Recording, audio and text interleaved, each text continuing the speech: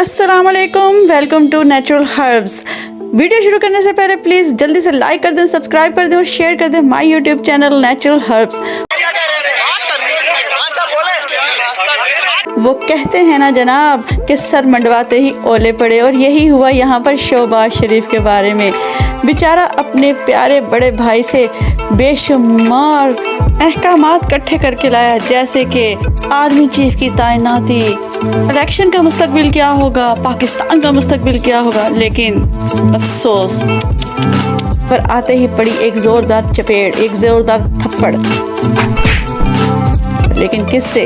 कहा जाता है जनरल बाजवा से उन्हें पड़ा है थप्पड़, और वो भी पड़ा है बड़ा ही ज़बरदस्त वज़ीर आज़म हाउस में। हम देखते हैं इसमें कितनी हकीकत है, कितनी सदाकत है। अब ये तो अल्लाह ही जाने, या फिर जाने शहबाज शरीफ, या फिर जाने बाजवा। लेकिन हम जनाब यहाँ पर बात कर लेते हैं अली ज़ैदी की, उनका क्या ख्याल है।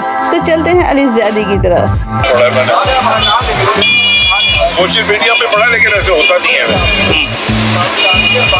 वैसे उनको आवाम से काफी थप्पड़ पड़ रहे हैं, तो जरूरत नहीं किसी और को थप्पड़ मारने की। तो सर आप आवाम ही इनको चलते फिरते मार रही है थप्पड़, उनको क्या रह गया। तो सर आपको उम्मीद है कि इलेक्शन की डेट मिल जाएगी?